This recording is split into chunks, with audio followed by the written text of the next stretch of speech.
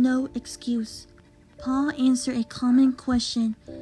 How could a loving God condemn someone to hell who has never heard the good news of Christ?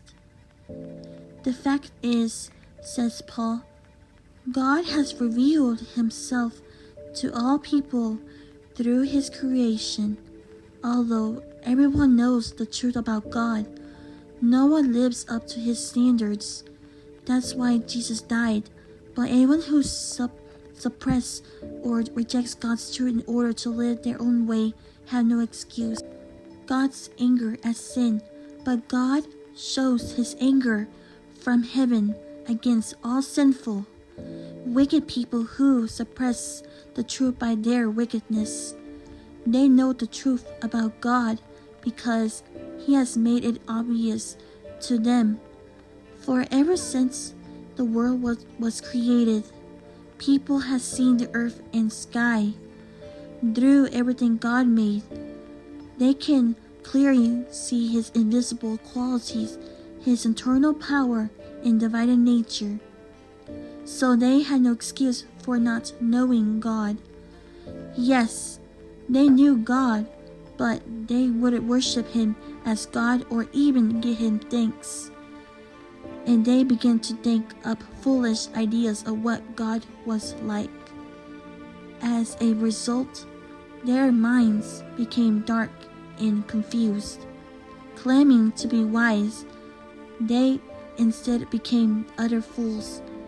And instead of worshiping the glorious, ever-living God, they worship idols made to look like more people and birds and animals and reptiles.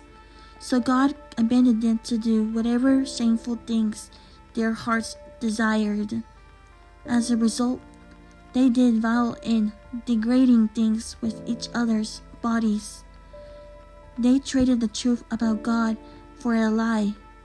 So they worshiped and served the things God created instead of Creator himself, who is worthy of eternal praise. Amen. That is why God abandoned them to their shameful desires. Even the woman turned against the natural way to have sex and instead indulged in sex with each other. And the man, instead of having normal sexual relation with a woman, burned with lust for each other. Men did shameful things with other men. As a result of this sin, they suffered within themselves the penalty they deserve, since they thought it foolish to acknowledge God. He abandoned them to their foolish thinking and let them do things that should never be done. Their lives became full of every kind of wickedness, sin, greed, hate, envy, murder, quarreling, deception, malicious behavior, and gossip. They are backstabbers, haters of God, insolent, proud, and boastful. They invent new ways of sinning, and they disobey their parents. They refuse to understand, break their promises, are heartless, and have no mercy.